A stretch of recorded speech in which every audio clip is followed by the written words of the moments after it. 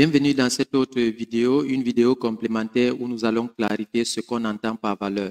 D'entrée de jeu, la valeur, ce n'est pas uniquement le produit en lui-même qu'on livre au client ou l'argent qu'on génère suite à la vente. La valeur, c'est le résultat de tout ce qu'une entreprise met en œuvre pour que le client reçoive un produit ou un service qui répond véritablement à ses besoins.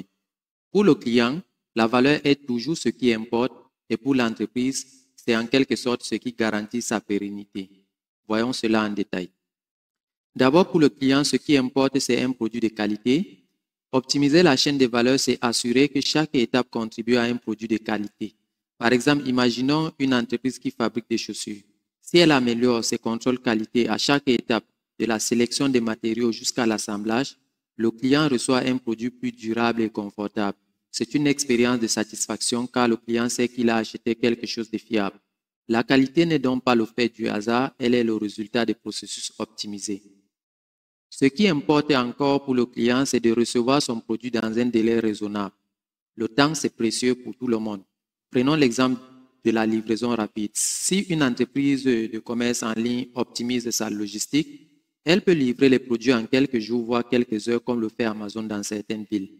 Ce gain de temps rend l'expérience client plus agréable car on n'a pas à attendre longtemps pour recevoir ce qu'on a commandé. Résultat, un client heureux revient toujours.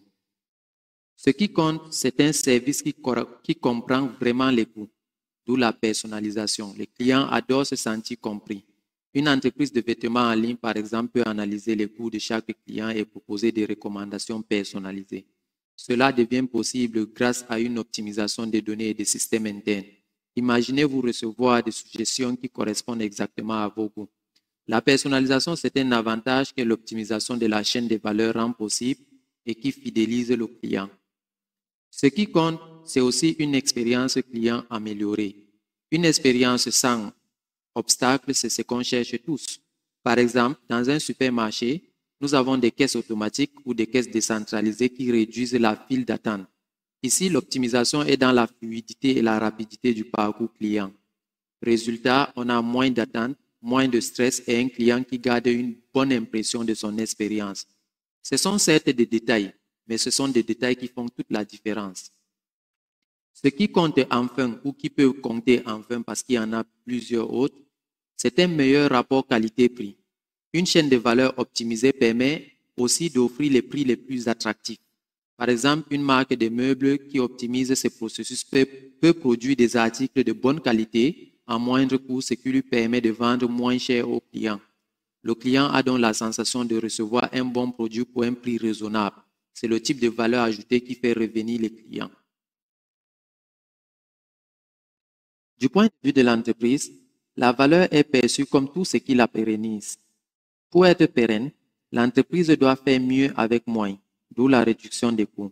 Automatiser et optimiser chaque étape de la chaîne de valeur permet de réduire les dépenses inutiles, ce qui renforce la rentabilité de l'entreprise. Pour être pérenne, l'entreprise doit être plus rapide et plus attractive que ses concurrents.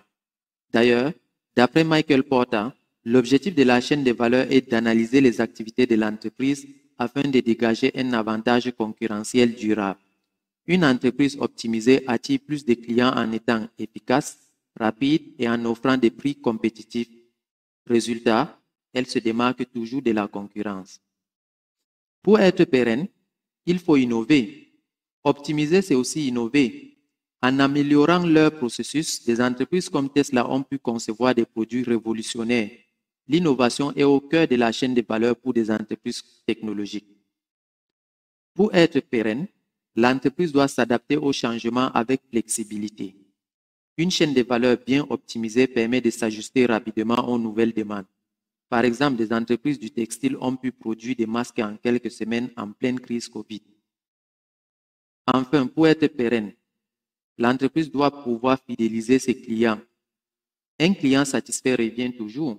Il parle de la marque autour de lui et devient souvent un ambassadeur. Apple en est le parfait exemple avec une base de clientèle fidèle grâce à une expérience utilisateur irréprochable.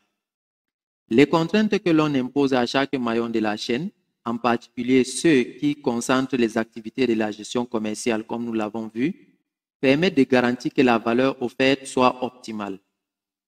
Ces contraintes, qui peuvent inclure un niveau de stock minimal pour toujours satisfaire la demande des clients sans retard, un niveau de stock maximal afin d'éviter les coûts liés au surstockage et aux avaries, une variété de modalités de paiement accessibles et sécurisées, par exemple des virements bancaires, des cartes bancaires, des paiements mobiles, des espèces ou tout autre mode de paiement, peut offrir aux clientèles la flexibilité tout en garantissant des transactions financières sûres.